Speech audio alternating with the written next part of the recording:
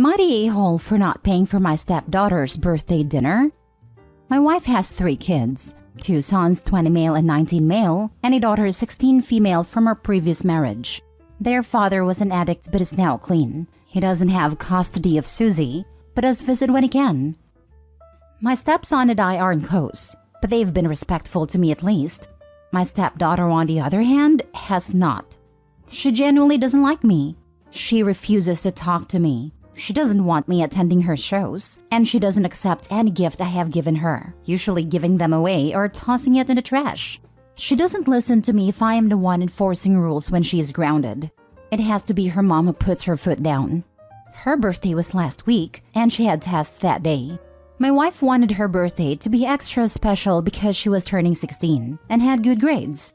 She wanted to go to an expensive restaurant with her family. I was not allowed to come according to her, but she wanted me to give her mom the money to pay for it. But I told her I would not pay. She got upset and told me it was the least I could do and how she asks for so little.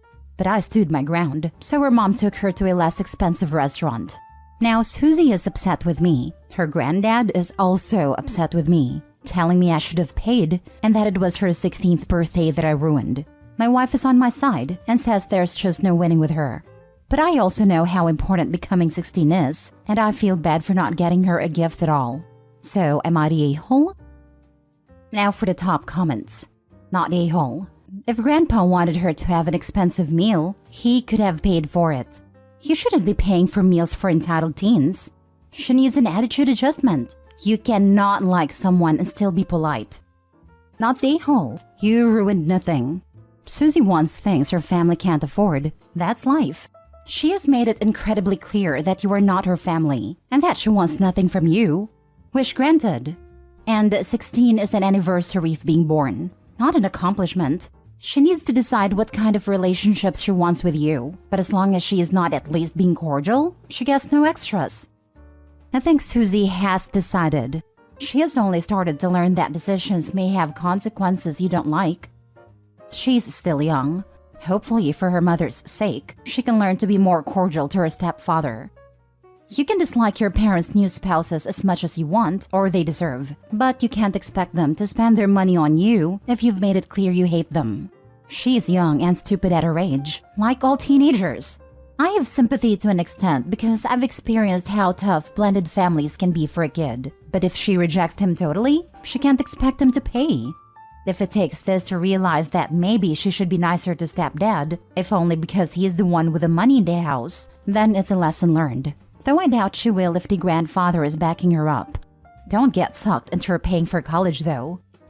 Not the a-hole. She may be only 16, but that's not too young to learn basic respect.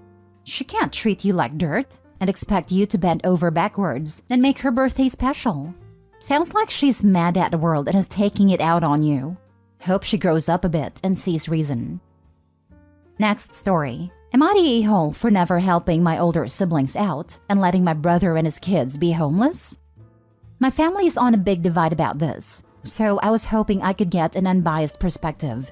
I am the youngest of 4 siblings by a huge gap. I am 22 female and my husband is 26. My siblings are 30 female, 32 male, 33 male.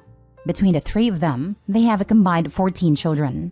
They all have multiple children. None of them went to college and they all work lower-paying entry-level jobs. While I graduated last year, started college and high school, and I work as a nurse. My husband works on planes, but I don't want to say what he does specifically. Our household income is about $200K, when average where we live is about $80K, I think. This is all relevant. My parents like to host big family functions for every holiday, and they bring the whole family together. Ever since I was a teenager, my siblings have always asked me for favors, mostly to babysit. I did it for a while when I was around 16, but quickly realized they didn't appreciate anything, and there was nothing in it for me, so I stopped. And for the past 6 years, I've had the don't ask me for anything stance, since my siblings are the type to ask for favors, but never offer to help you when you need it. Like they always borrow money from our parents, but never pay it back. My oldest brother is getting evicted and asked if him and his girlfriend and their 4 kids could stay with me and my husband, as my husband and I own a 4-bedroom, 2-bath home. I told them no, because they have a habit of settling in somewhere and not paying rent and refusing to leave.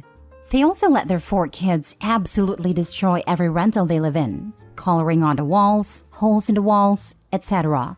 My brother and his girlfriend are now angry at me, and they blew up at us at my mother's birthday party last week. They're going to have to stay at a shelter, and they're saying it's my fault when I think it's their own lack of responsibility. My other 2 siblings chimed in, agreeing with my brother, and they think I'm a sucky a-hole. I think that my siblings suck, and I don't want my house getting torn up by their heathens. I know that if I let them move in, I'd end up having to evict them, and they wouldn't pay for anything at all. I think it's not fair that they always ask me for money, just because I make more money than they do. And they treat my husband and I like we're some kind of upper-class snobs, because we worked hard and made good choices in life to be able to buy a house early. Am I the a-hole for not helping my siblings? Specifically my brother, I guess. Many updates at the end. Not the a-hole. They don't pay money owed. They destroy other people's property. They also have parents and multiple other siblings. They have a history of not paying rent and having to be evicted. At this point, start asking why they're in a shelter and no one else is helping. Combined with all the siblings and parents, they can hustle and pay their rent on a new place. Since they're so invested and concerned, mom and dad can take them in. Not the a-hole. Not the a-hole. Why can't your other brothers or sister take them in? Why is this your responsibility? All my siblings' stance on this is because my husband and I are the only ones with room. We use 1 bedroom to sleep in, 1 as a home gym, and 2 as home offices. My other 2 siblings are stuffing up to 4 kids a room and have no way of making it work. I still don't think it's my responsibility though. It's not your responsibility. Your brother made the choices he did and made himself homeless. That's not on you. Again with the I'm poor but have 157 children. Come on, if you are low on money, just have 1 or 2 kids so nobody will starve or live in shelters. Why do people put themselves in this position? So that others in the family can pay for their family? These are not your children. Your siblings are not your responsibility. They are adults and should take care of themselves. If they were sick or had an accident and it was a one-time thing, okay. But no, they just don't pay rent for a habit. Not the a-hole. My brothers don't seem to know what rubbers are. And my sister had her first at 16 and kept them coming after that. She has 6 kids with 6 different men, and she's always convinced every guy she meets is the one. I don't understand them, to be honest. We grew up in a normal middle-class household, and our parents taught us proper sex ed. I really wish they'd all get it together, to be honest. But none of them want to go to college or anything. Don't help them. They will just spend all the money and try to suck more out of you. They have definitely done that to multiple relatives, lol. For the mini update. I'm offering to pay for everyone to get a vasectomy or tubes tied this Christmas, and giving my brother enough money to cover the red roof in for a week. That's it. All I'm doing for anyone, and they better not call me ever because I'm not answering.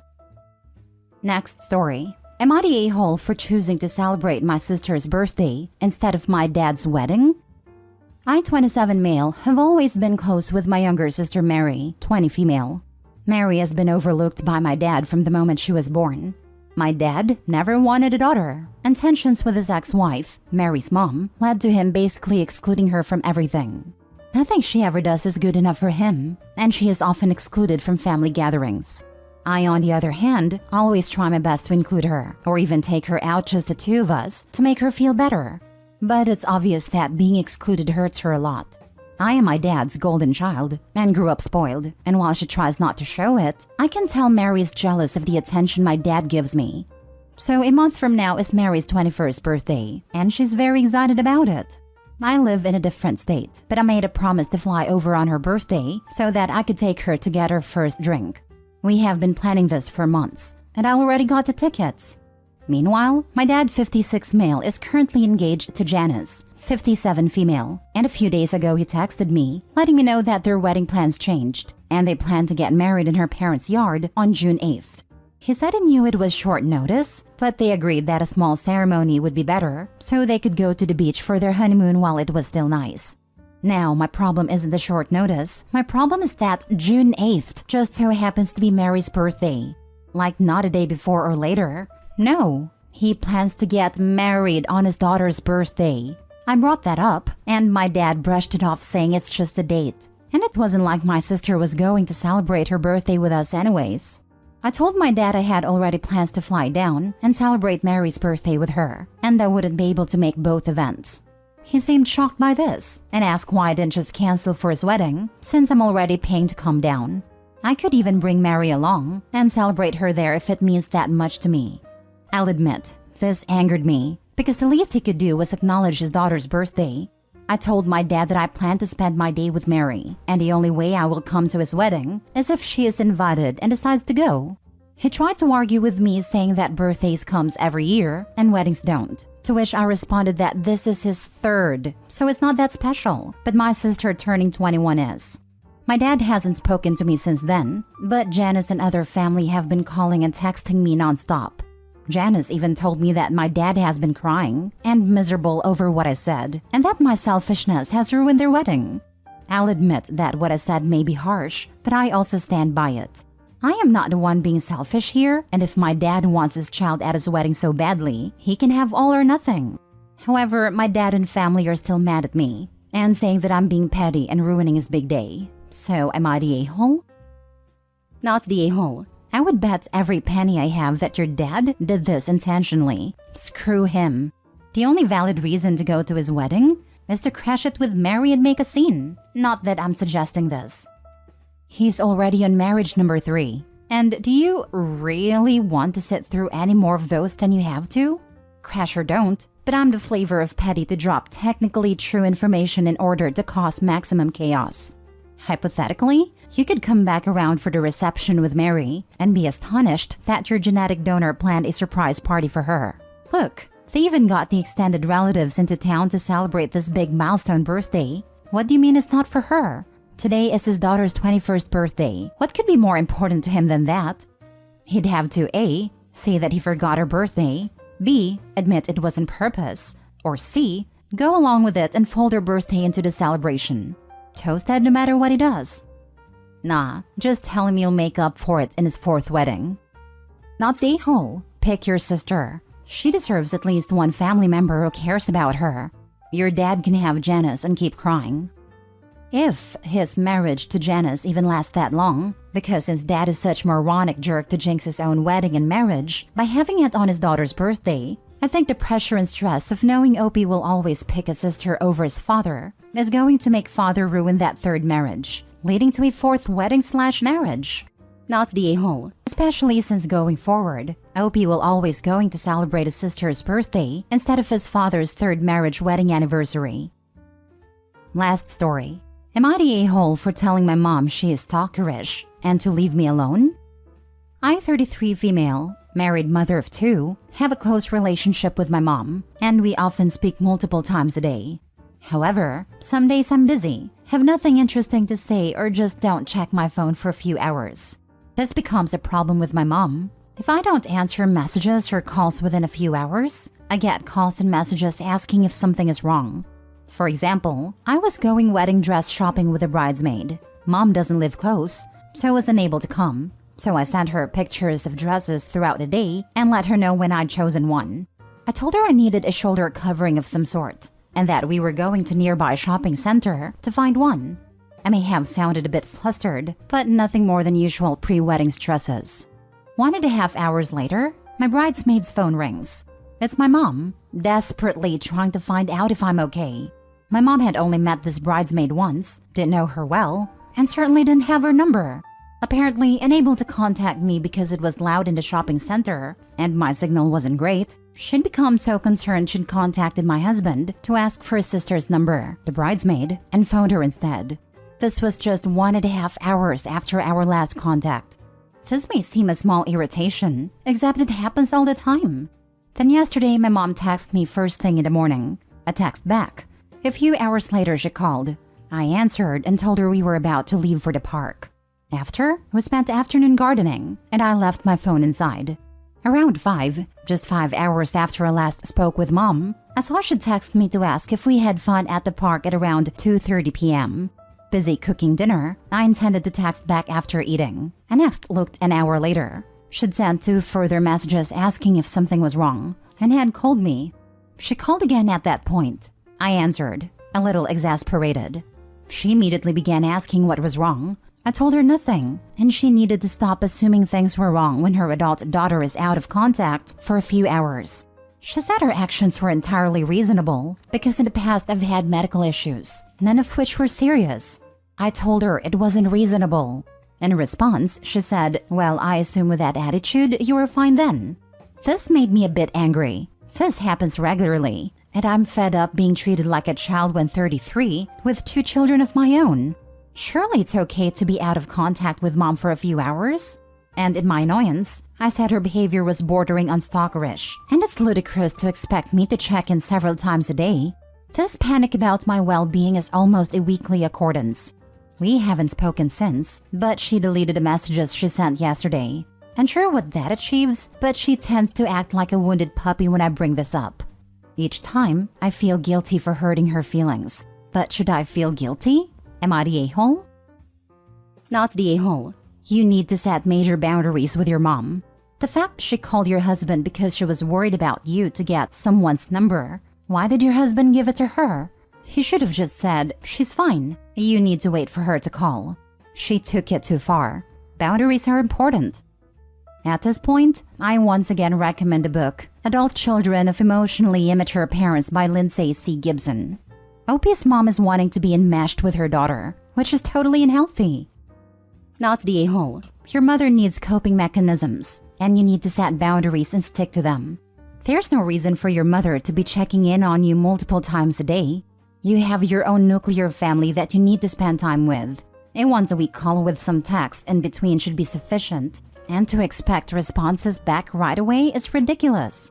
I'm so sorry you have to deal with it. Caving in is in part enabling the behavior as well. Not the a-hole, but OP, you need to stop giving her what she wants. She will never improve if you don't stop answering like this. Having a relationship where you choose to call her every second day or so is better for you both long-term than you jumping every time she asks.